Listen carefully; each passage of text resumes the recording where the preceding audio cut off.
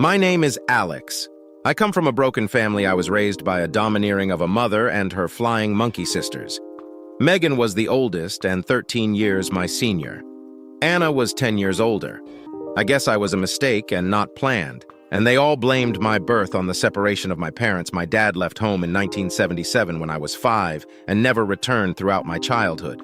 I was bullied both at school and inside the safety of my home. I just wanted my mother to love me, just a pat on my back and tell me that I am here. I am part of the family never happened. I was good at studies, and after trying for 12 years of my life, I dedicated myself to studies. Years passed, and in 1993, I found myself at the Kingston University in South London. I was more than happy to be away from my house here. I met Holly, and even now I can picture her from back then. She was beautiful and so confident, on the other hand, was shy and introverted. She was in her final year of a creative writing degree, and I was finishing my master's in mechanical engineering and design. Like I said, I was way too shy to approach her, and she was never short of attention from men. She was 5'5", with brown hair and big brown eyes, the type you could get lost in. She had a nice body, but I knew she was out of my league. The guys who chased her were all outgoing and popular. To my surprise, one of her friends got talking to me at a party, and Holly came over and joined us. I had little experience of women, and I think being humble and bashful made me attractive to her. I managed to build up the courage to ask her out and began dating. I'm not ashamed to say that she took my virginity. But after around 6 months of dating, I heard a rumor that she had been screwing around with other guys. I had no way to prove it and was afraid to confront her. Holly was a spoiled child. Her parents spoiled her and her sister Caroline, and most of our relationship I had to put up with her acting like a princess. If she did not get her own way, she would create a fuss, and she wouldn't hesitate in creating problems in public, which just caused me embarrassment. My friends couldn't stand her and thought I should get rid of her, but I fell in love. And I had never really experienced that before. When we graduated, we both found jobs and managed to find a flat outside of Southampton in Hampshire. Her family were from there, and I'd long since stopped having anything to do with mine. We were married a year later, and the following year we welcomed Sophie to the world, shortly followed by Ava. A couple of years later, Holly loved being a mother, and everything between us seemed to be great from then on. I got promoted a few times, and then 10 years ago I started working for Walker Engineering.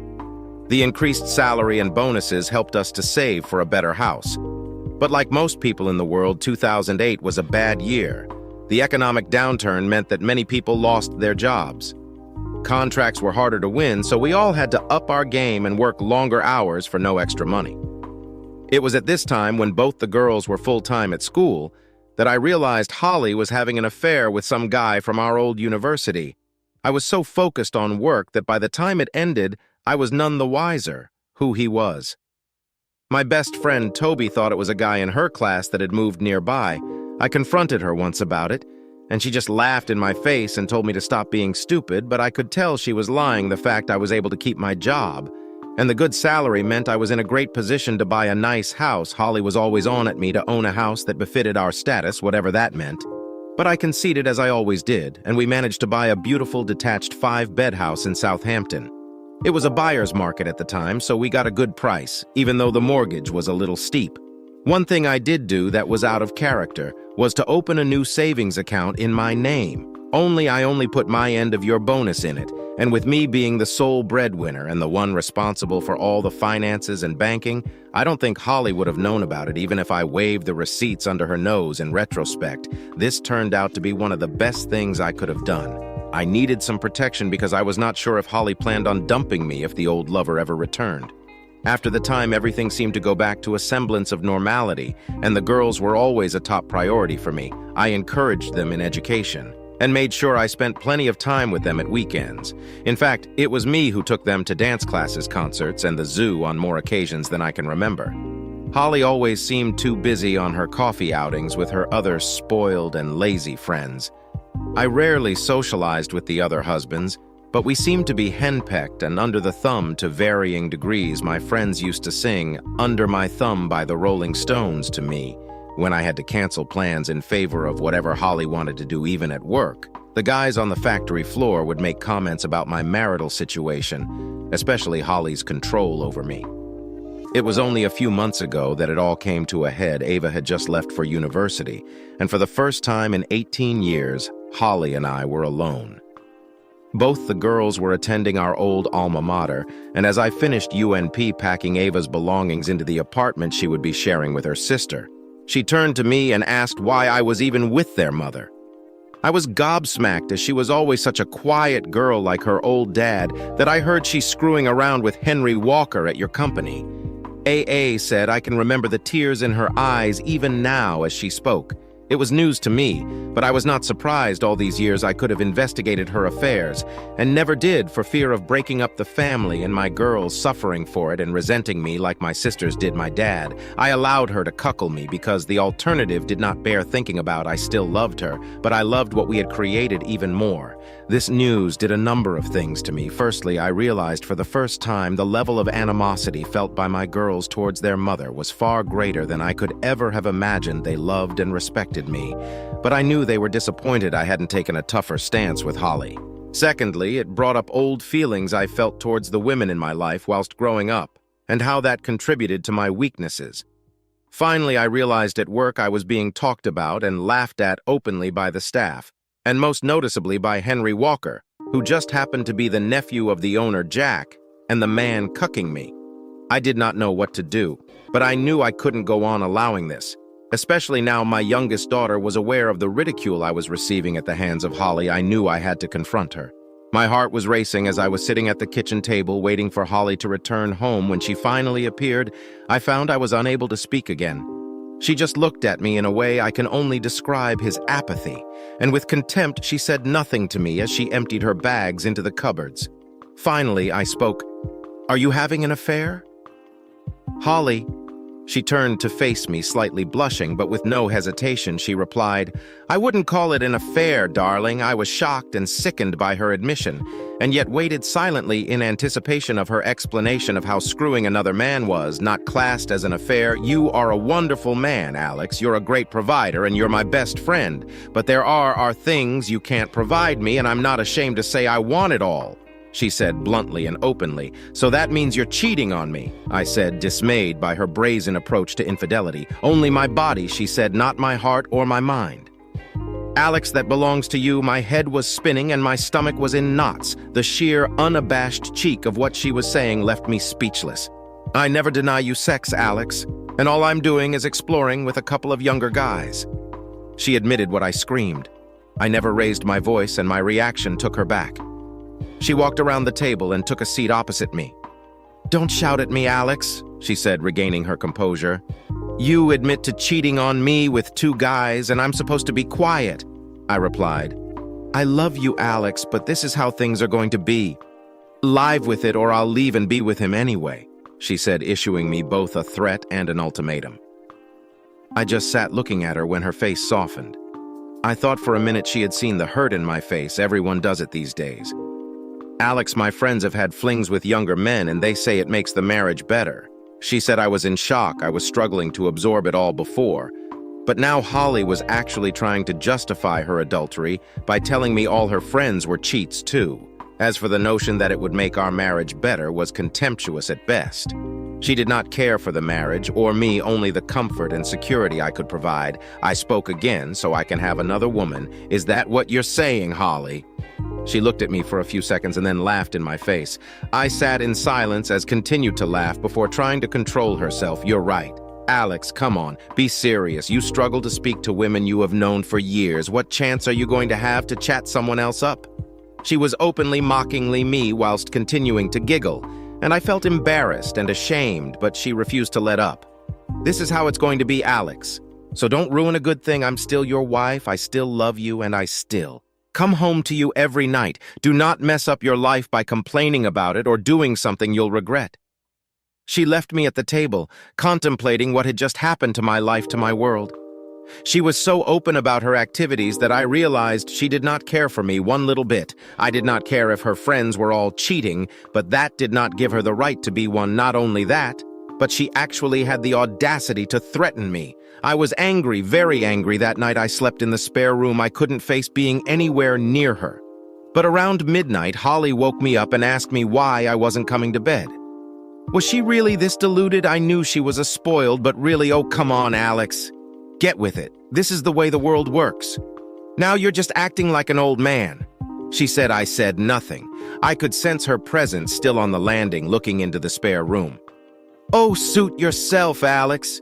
You come back to bed soon. I know you deny me nothing, and you know as well as I do I'll get my own way," she said confidently. In reality, she was right.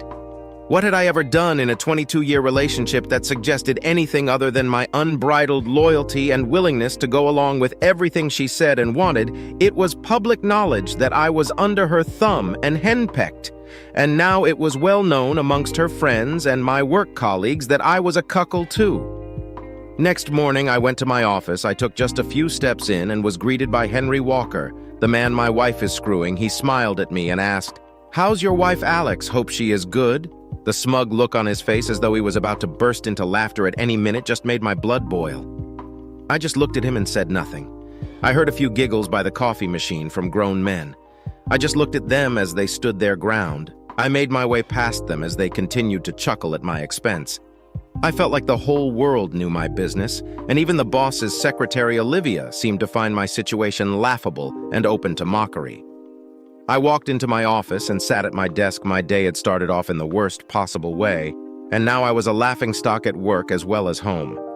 I tried my best to focus on my project, but the anger within me refused to abate.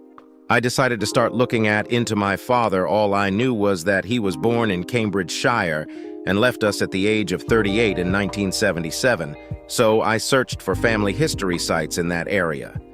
Within a few minutes, I discovered that there were 14 people named James Price and Cambridgeshire who were born in 1939.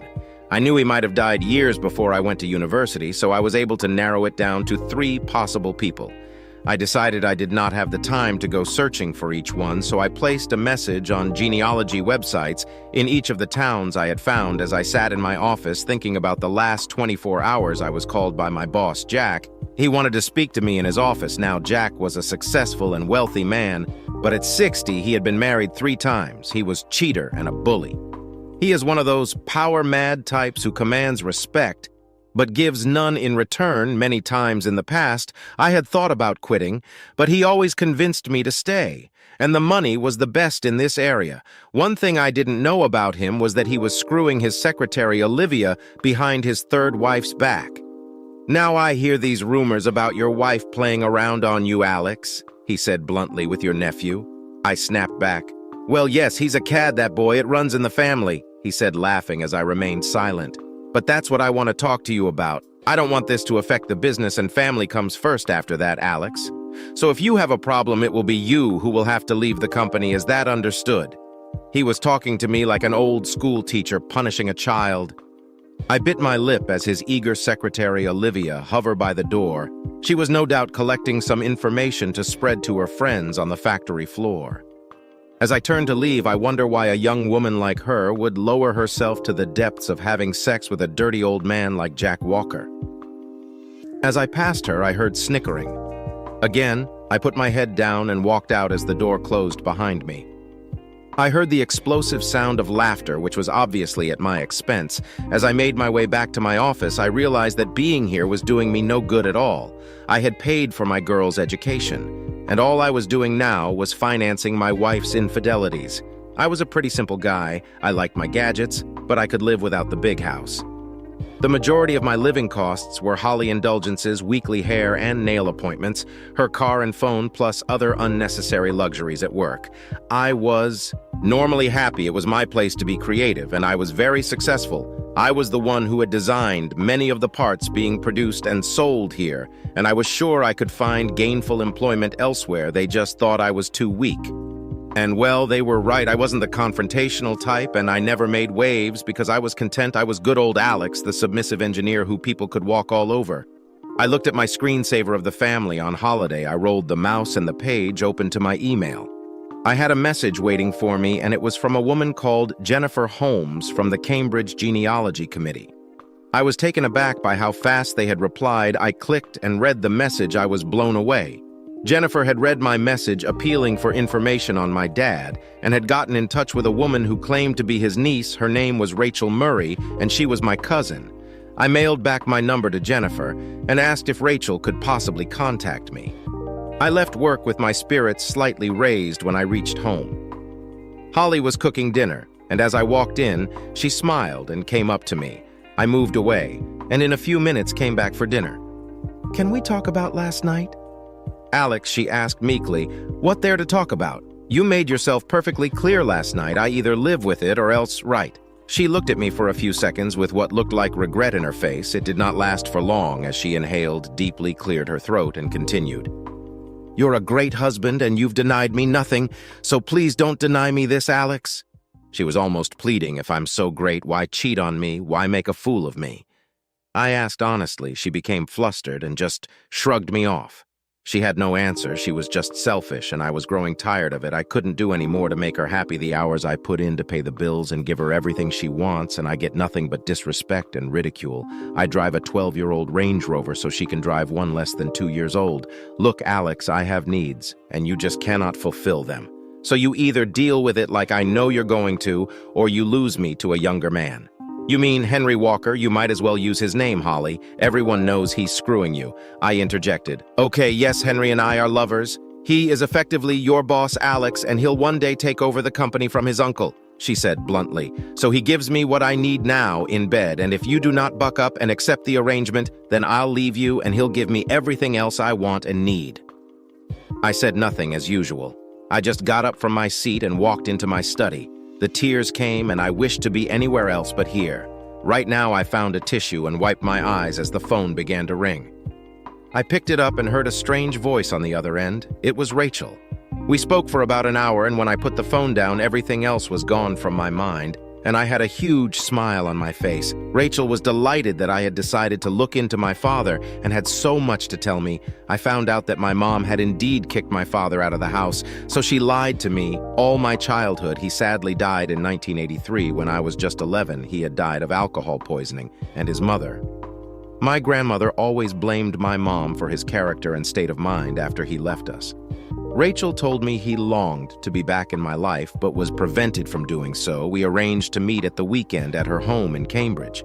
I was excited, and I knew the break would do me good. The rest of the week dragged on. Things at home were the same, and at work I was being constantly laughed at behind my back. Henry and his pals thought it would be funny to hang a pair of knickers on my office door. I looked at Olivia, and she said nothing inside the underwear was a post-it note that said, "Please return to your wife." I was broken. I sat at my desk and cried that day too. I wanted to blame everyone except myself. I would be glad when Saturday arrived. I told Holly I was going to see a friend in London, and she didn't really care what I was up to. I guessed she would be screwing around on me, so being away made that easier for her. The drive up to Cambridge was stressful. I eventually found Rachel's house an hour after I was expected. It did not seem to bother her, as I was greeted with the best hug I had received in years. I was introduced to her husband Greg and their 2 young children, Grace and William, with the formalities over. We got down to talk about my father and my new family. Rachel had such a warm, selfless personality, and she and Greg talked over each other and finished each other's sentences. I guess they were both eager to share the story of our family during my time there. We were joined by David and Lucy Price. He was my cousin also, and brother of Rachel. We got on really well, and he added what he knew about my father and the family.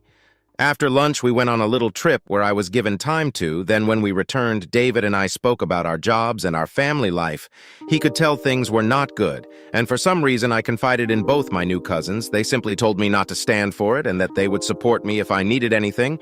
I was so grateful I left Cambridge with a new look on things. I had been told so many lies and had been treated so badly throughout my life that knowing I had a whole different family who within a day had shown me more kindness and honesty than most people I had known all my life gave me hope.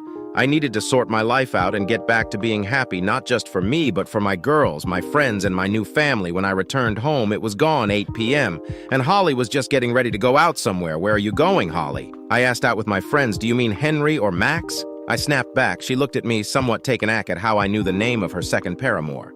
I gave her a knowing look. "Please, not all this again, Alex," she begged, seemingly indifferent to my feelings. "Please, Holly, I'm asking you to stop this and be my wife. Stop being silly, Alex. I am your wife, life, and always will be. Don't deny me my pleasures, and I'll make life easy on you. I'll be back by midnight." She had completely ignored my wishes and continued to threaten me.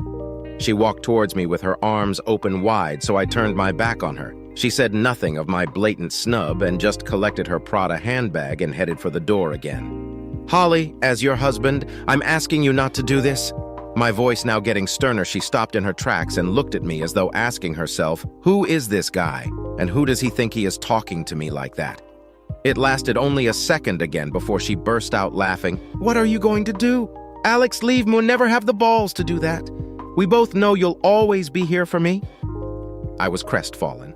I dropped my head as her words reverberated through my head for me.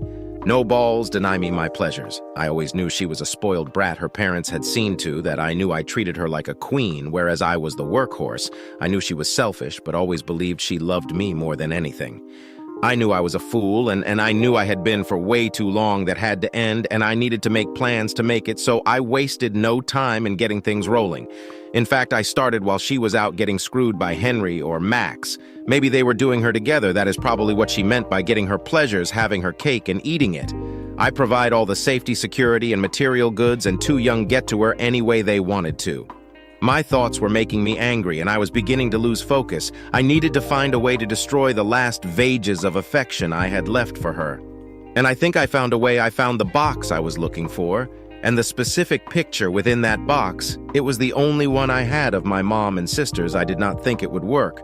But I cut a picture I had of Holly's face and pasted it next to them. I had no love left for them, and adding Holly's smirking face to the picture might just do the trick.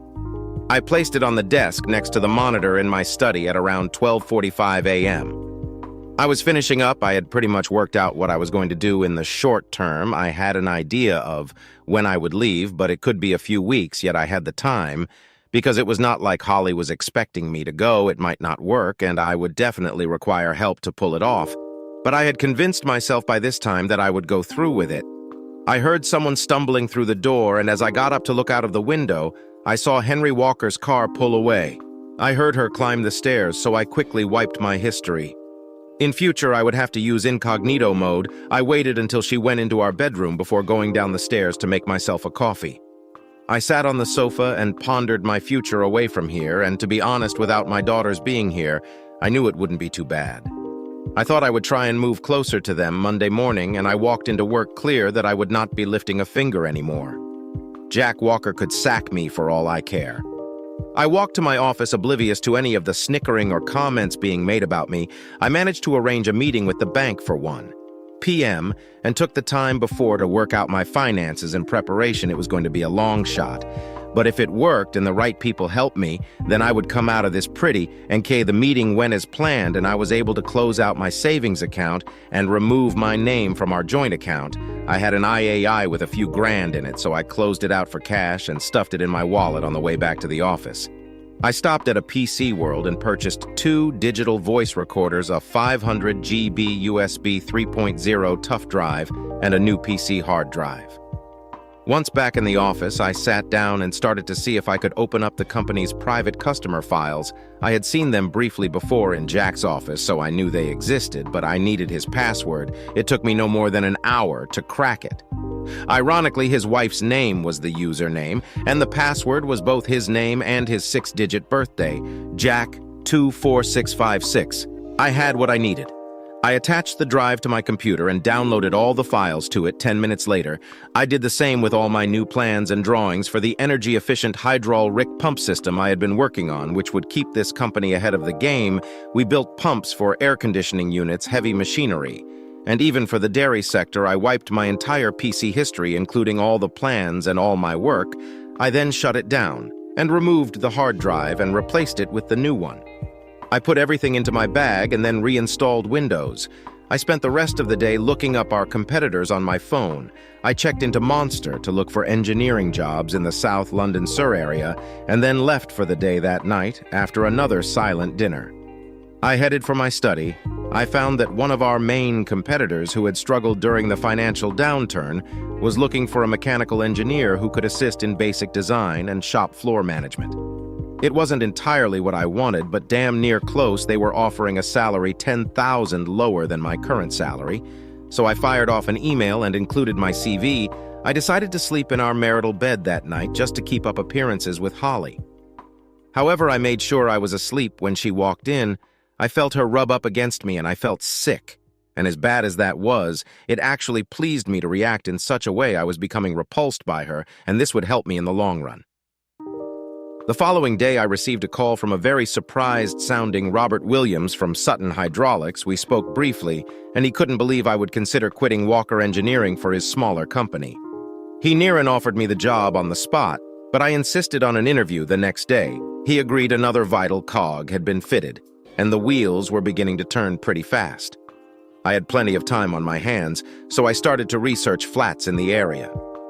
I found one. It was situated 15 minutes from the girls, and 5 minutes from work. I arranged for a viewing the next day after the interview with Robert Williams was finished. Next, I spoke to Jack and told him I had to go and see my daughters at Kingston the next day to sign some papers. He just brushed me off and said, "Go that night."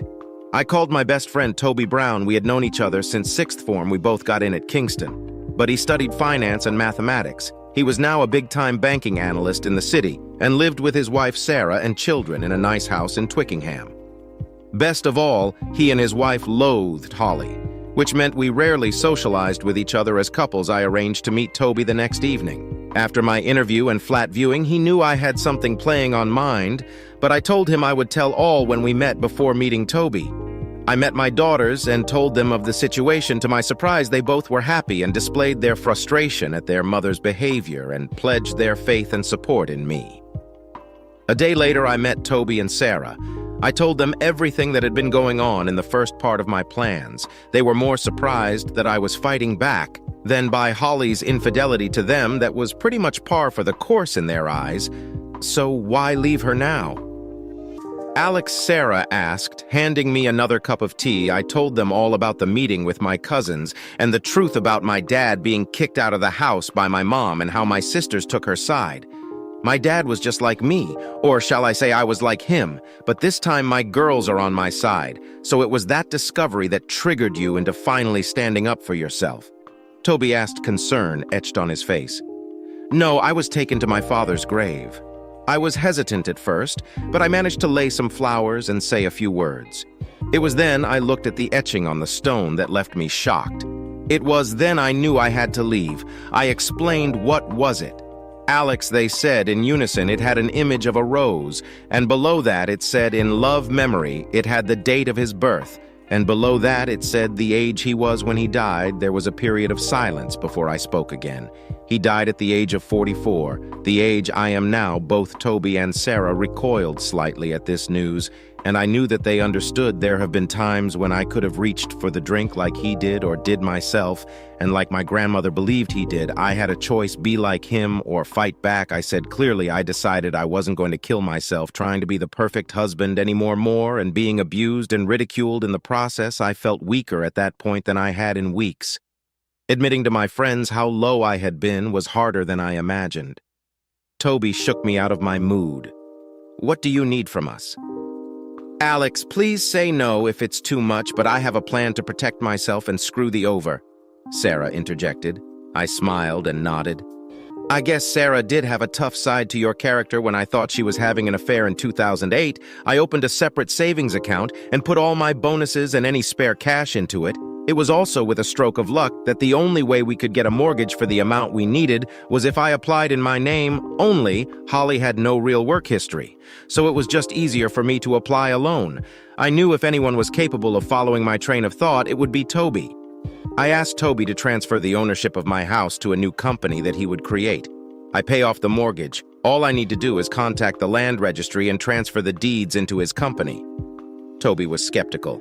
I told him that H will have no money to fight the case, and her parents will not support her if they find out that she is sleeping around. They are religious and value their ethics more than their daughter. They agreed, and even offered to help cover the mortgage and stated that I can pay later on my way home. I went to the local Land Rover dealership. I knew the guy because it is where I purchased Holly's Range Rover Sport about 10 months ago. I was still paying for it. In fact, I had an idea of how to get some more money. I told him that I want to exchange Holly's car for the latest model.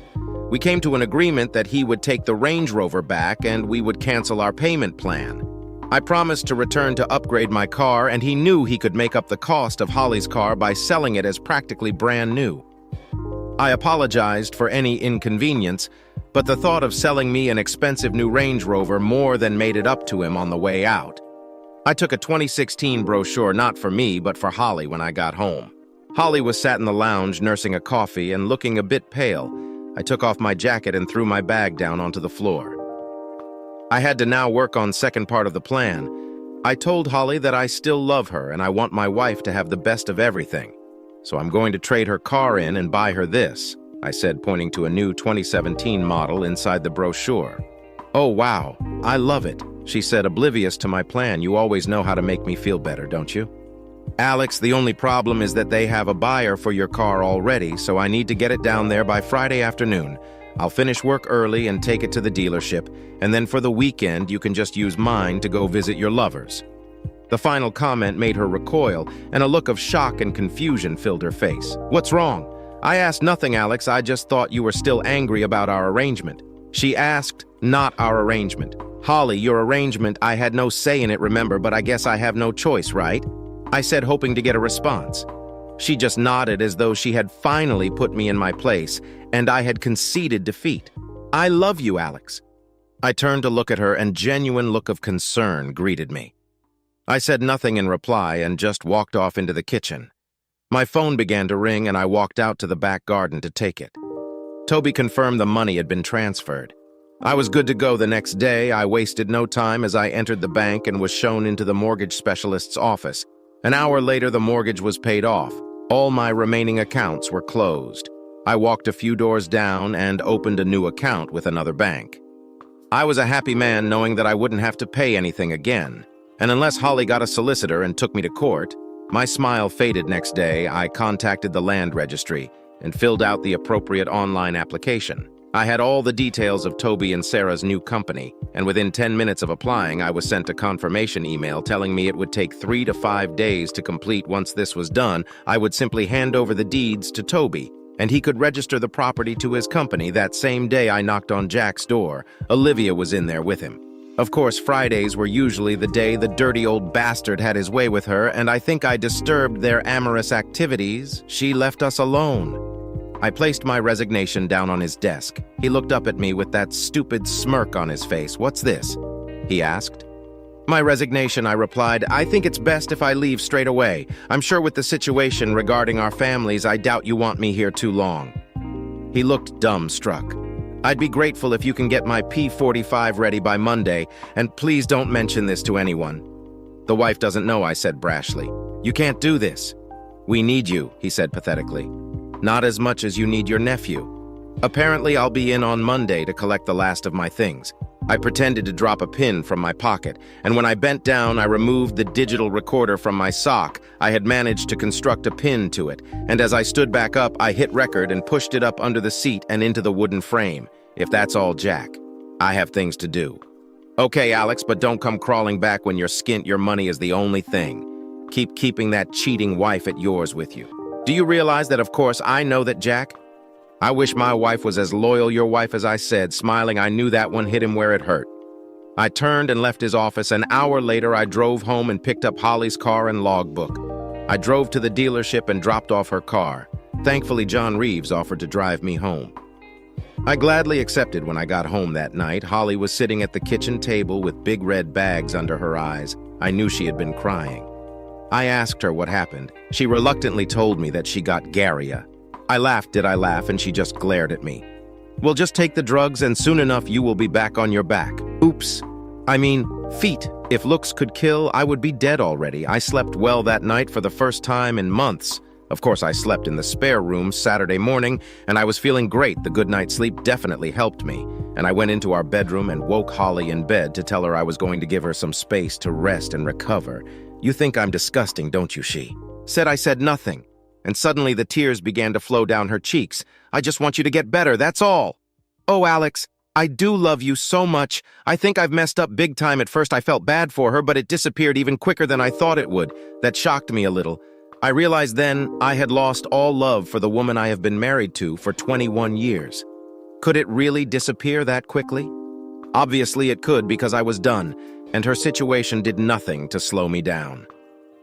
I left the room after saying nothing. I got into my car and drove away happily. That night, I stayed with Toby and Sarah, who threw a dinner party with many of their friends and colleagues in attendance. When I arrived home late Sunday morning, I found Holly up doing housework. I walked into the lounge, and when she saw me, she launched herself at me and hugged me. I just patted her on the back. She asked, "When will her new car arrive? I can drop you off in town to meet your sister, and then you can ask her to drive you to the dealership. Then you get to drive back your new Range Rover."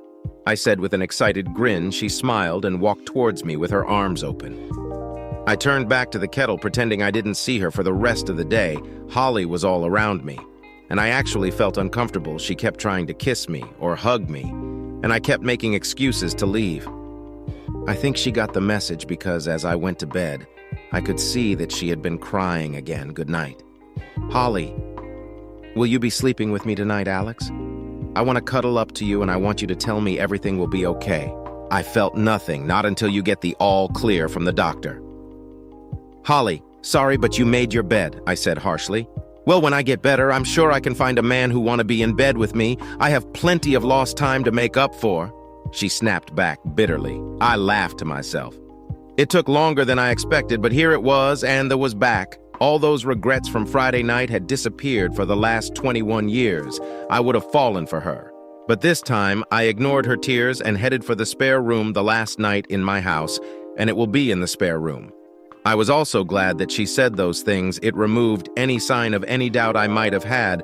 I looked at my mocked-up picture of her and my sisters, and all I could feel was hatred for her. She was only sweet when she wanted something and when she couldn't get it.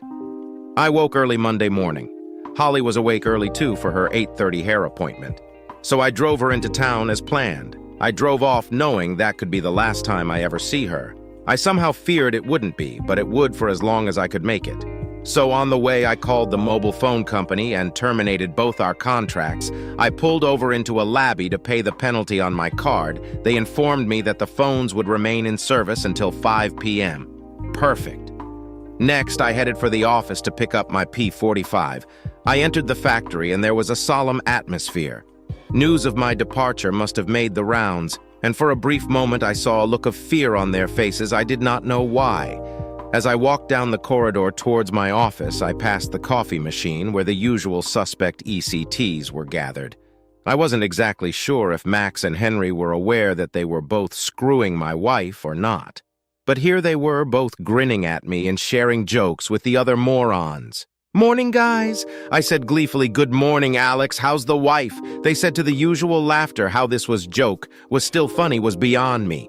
"Oh, not so good. I'm afraid," I replied. "One of you bozos gave her the clap."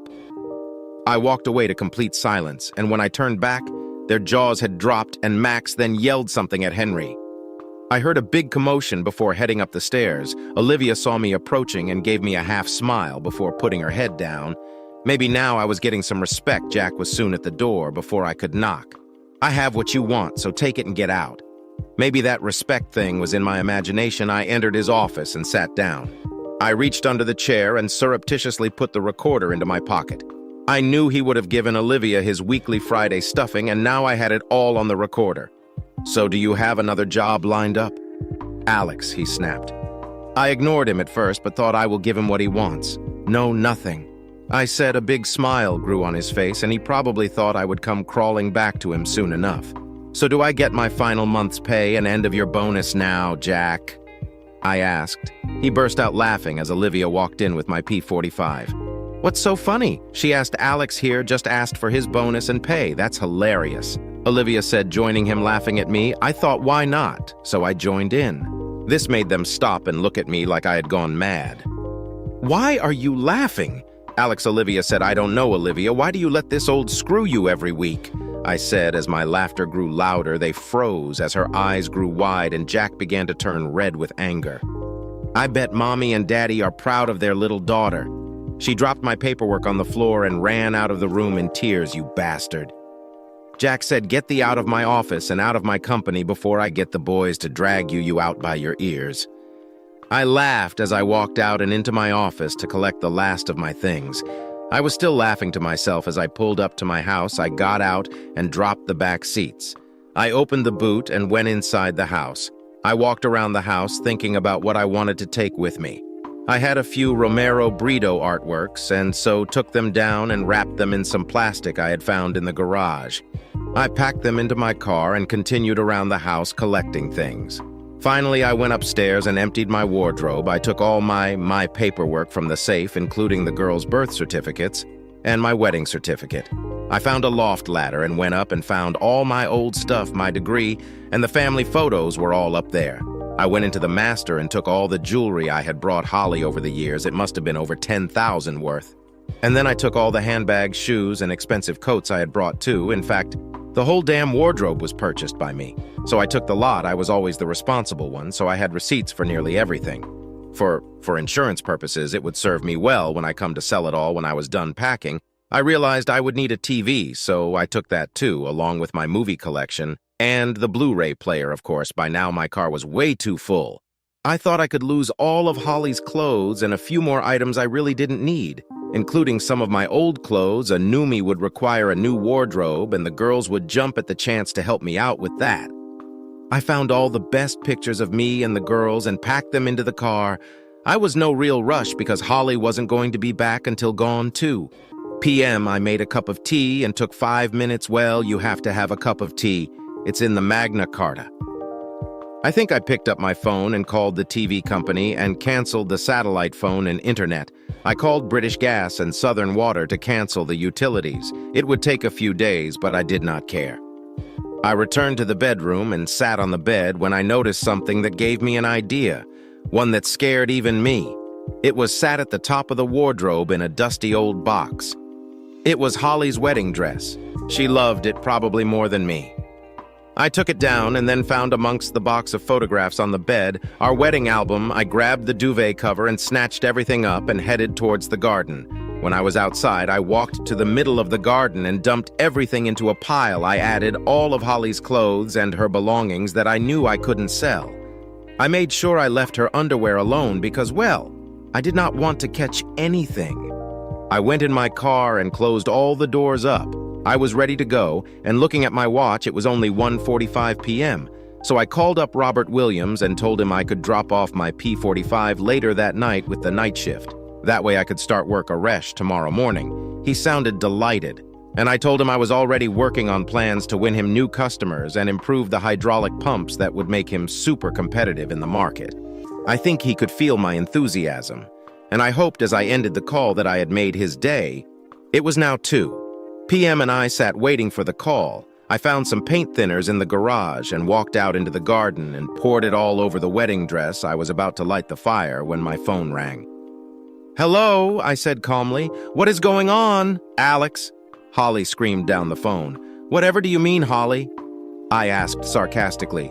"Don't play dumb, Alex," she continued. "Calm down." "Holly, what's going on?" There was silence, and I could hear her breathing heavily. I could also hear what sounded like her sister in the background. "They told me you have not brought me a new car, but sold mine instead." "Oh yes, did I forget to tell you that?" I said. "What are you talking about, Alex? What's going on?" She started to sound panicked. "Well, from now on, if you want a car, you can pay for it yourself," I said, trying to remain as calm as I could. My heart was racing. What she yelled, I don't understand, Alex," she said meekly and sounding very confused. "You heard me just fine, Holly. You want it. You can buy it now if you will excuse me. I need to tidy up the kitchen. Is this some kind of sick joke?" I said nothing. "We will talk about this when I get home, Alex." "I'm not happy about being pranked," she screamed again. I remained silent. I could hear her out of breath as though she was walking at pace to her sister's car. The slamming door confirmed it. I knew she was on her way in her state. She could convince her sister to be here in 5 minutes. "Alex, Alex, Alex." "Yes," I replied almost too calmly. "Did you say you were in our kitchen?" she asked, suddenly realizing what I had said. Why are you not at work?" she asked. I said nothing. "Alex. Alex, Alex." She was now breathless, and I could hear the panic and confusion in her voice. I put the phone down as she continued screaming my name. I walked outside, struck a match, and lit the Our past went up in flames as I walked away. I took our marriage certificate from my pocket and tore it into pieces and left it on the kitchen table along with a single photograph of us all on holiday in Disneyland. It was a great time with many happy memories. I wonder if she thought so too. I got into my car and drove away. As I got to the end of the street, I could see in my rearview mirror Holly and Jennifer pulling up to the house. Neither of them looked up. They just ran into the house. I switched my phone off, smiled, and pulled away. I was in Sutton by 4:00 p.m. and decided I had time to visit a local phone shop and set up a new mobile phone contract. I also managed to catch the administration team at work to process my P45, and I met Freya, my new secretary. She was pretty young but held herself very professionally, a complete contrast to Olivia. I made my way back to my new flat, which was completely empty. I had running water and electricity, so I found the kettle I took from home and made a cup of tea. I moved my stuff in and ordered a pizza. I picked up my old phone and switched it on. The service had been terminated. I smiled to myself, knowing that Holly was now without a phone too, and that should give the girls some breathing space before I get to speak to them. I found my sleeping bag and arranged it out in the lounge and waited for dinner. I had some furniture arriving at the weekend, but for now I was at least glad to be away from Holly. I switched on my laptop and located the voice recordings I made in Jack Walker's office. I uploaded the content and played it back to hear the incriminating evidence of his infidelity with Olivia. I grabbed 2 USB sticks and made a couple of copies. I wrote the addresses of Margaret Walker, wife of Jack, and Peter Lewis, boyfriend of Olivia, and then placed a stick into each one. I would post them tomorrow before work. Finally, I decided to call my daughter Sophie to let her know the latest and not to let on to their mother where I was. To my surprise, she admitted that she hadn't even spoken to her mother yet. But of course, I guess she had no phone to be able to do that in the week that followed. I managed to get my flat furnished and wasted no time at work in contacting customers of Walker Engineering and convincing them to switch to Sutton. They saw what we were offering and jumped ship very quickly. A couple decided to stay with Jack, but the majority hated the guy, but tolerated him because of the superior products we offered. I knew it wouldn't take long for Jack to find out why his business was losing customers, but I really did not care. I also knew that with all the utilities now cut off at my old home, Holly would realize I was not coming back. There is no way she could afford the bills, so I knew it was safe for Toby to start the sales process. Sarah delighted in being the one to get the ball rolling, and by the end of the week, the signs were up. It was at this time I was contacted by Ava. Apparently, Holly had moved into her parents' house, and they were not happy that their little princess was a cheat. Holly was after my blood, of course, and livid by what I had done to her. Strangely, I found that hugely satisfying, but knew this was not the end to it. By the weekend, I was invited to another dinner party in Toby and Sarah's house. The dinner was a complete success, and I found myself completely relaxed for the first time since I planned to escape Holly. Sunday morning brought good news. After only a week on the market, I had received 2 serious offers. I accepted one for £550,000 straight away. I knew it could be some time before it completed, but I made, "You can buy it now if you will excuse me. I need to tidy up the kitchen. Is this some kind of sick joke?" I said nothing. "We will talk about this when I get home." "Alex, I'm not happy about being pranked," she screamed again. I remained silent. I could hear her out of breath as though she was walking at pace to her sister's car. The slamming door confirmed it. I knew she was on her way in her state. She could convince her sister to be here in 5 minutes. Alex. Alex. "Yes," I replied almost too calmly. "Did you say you were in our kitchen?" she asked, suddenly realizing what I had said. Why are you not at work?" she asked. I said nothing. Alex. She was now breathless, and I could hear the panic and confusion in her voice. I put the phone down as she continued screaming my name. I walked outside, struck a match, and lit the P. Our past went up in flames as I walked away. I took our marriage certificate from my pocket and tore it into pieces and left it on the kitchen table, along with a single photograph of us all on holiday in Disneyland. It was a great time with many happy memories. I wonder if she thought so too. I got into my car and drove away. As I got to the end of the street, I could see in my rearview mirror Holly and Jennifer pulling up to the house. Neither of them looked up, they just ran into the house. I switched my phone off, smiled, and pulled away. I was in Sutton by 4:00 p.m. and decided I had time to visit a local phone shop and set up a new mobile phone contract. I also managed to catch the administration team at work to process my P45, and I met Freya, my new secretary. She was pretty young but held herself very professionally, a complete contrast to Olivia. I made my way back to my new flat, which was completely empty. I had running water and electricity, so I found the kettle I took from home and made a cup of tea. I moved my stuff in and ordered a pizza. I picked up my old phone and switched it on. The service had been terminated. I smiled to myself knowing that Holly was now without a phone too, and that should give the girls some breathing space before I get to speak to them. I found my sleeping bag and arranged it out in the lounge and waited for dinner. I had some furniture arriving at the weekend, but for now I was at least glad to be away from Holly. I switched on my laptop and located the voice recordings I made in Jack Walker's office. I uploaded the content and played it back to hear the incriminating evidence of his infidelity with Olivia. I grabbed 2 USB sticks and made a couple of copies. I wrote the addresses of Margaret Walker, wife of Jack, and Peter Lewis, boyfriend of Olivia, and then placed a stick into each one. I would post them tomorrow before work. Finally, I decided to call my daughter Sophie to let her know the latest, and not to let on to their mother where I was. To my surprise, she admitted that she hadn't even spoken to her mother yet. But of course, I guess she had no phone to be able to do that. In the week that followed, I managed to get my flat furnished and wasted no time at work in contacting customers of Walker Engineering and convincing them to switch to Sutton. They saw what we were offering and jumped ship very quickly. A couple decided to stay with Jack, but the majority hated the guy, but tolerated him because of the superior products we offered. I knew it wouldn't take long for Jack to find out why his business was losing customers, but I really did not care. I also knew that with all the utilities now cut off at my old home, Holly would realize I was not coming. Arrangements for the money.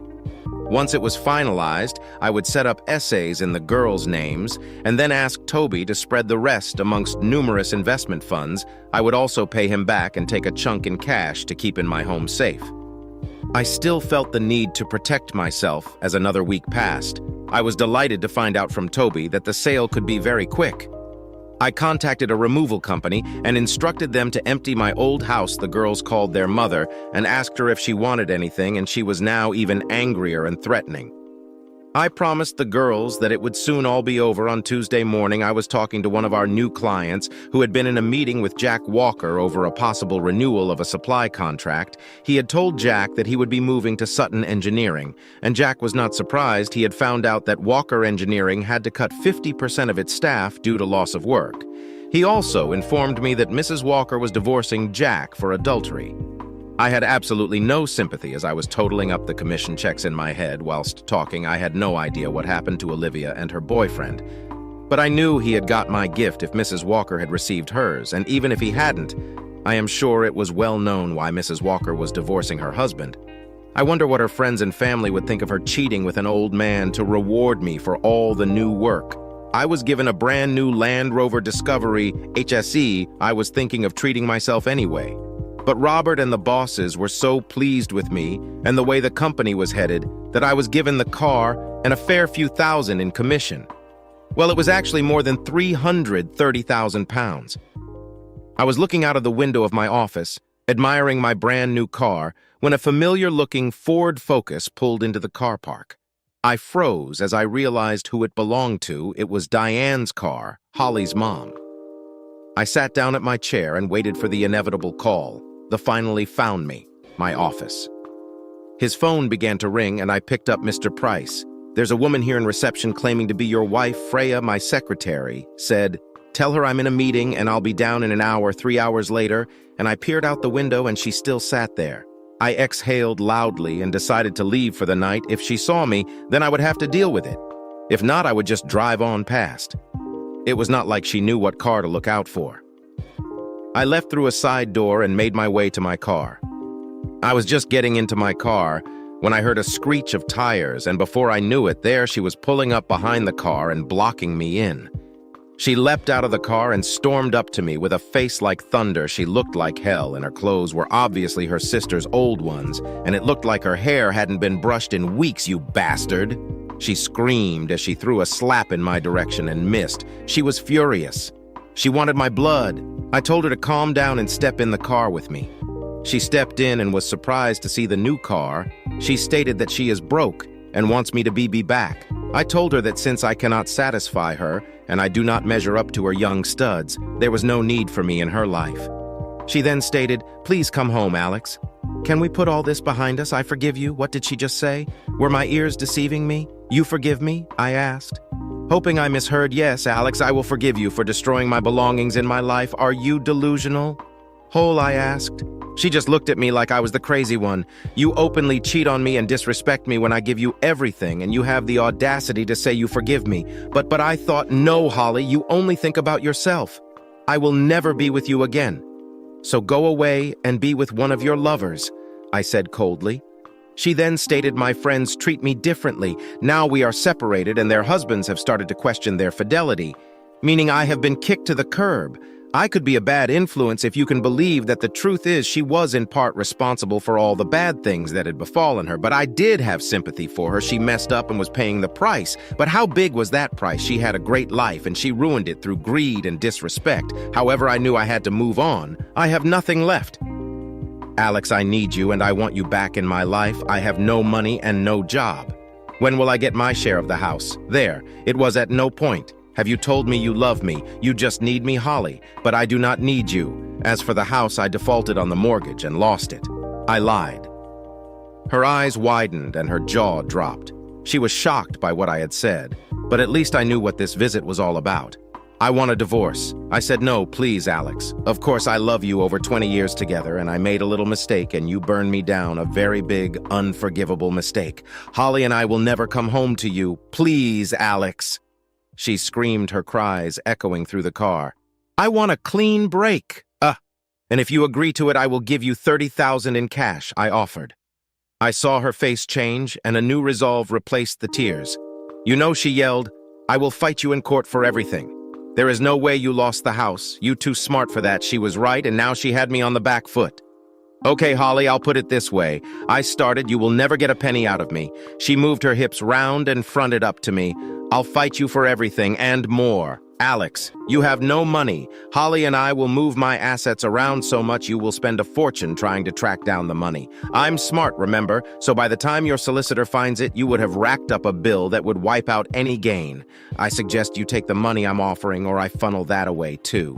"Your call," I said sternly, and never letting my eyes leave hers. "You bastard, I loved you and gave you children, and this is how you treat me," she said angrily. "Thanks to me, our girls will go far. They won't be liars or cheats, and they will be selfless and not selfish like their mother. So take the money and off out of my life." My anger was beginning to come to the surface, and she looked at me as though I was a stranger. "Okay," she spat. "I'll take the money and agree to the divorce." "Good. I'll get it arranged." With that, she got out of my car and slammed the door shut. Seconds later, she sped away and out of the car park. The following day, I filed for divorce on the grounds of adultery. And a week later, I arranged to meet Holly at the girl's flat. The sale of my house had gone through, but I held off investing it until the papers were signed. We attempted to be civil in front of the girls, but it was a struggle. I handed Holly the cash and she signed the papers. I kissed the girls goodbye and wished Holly good luck.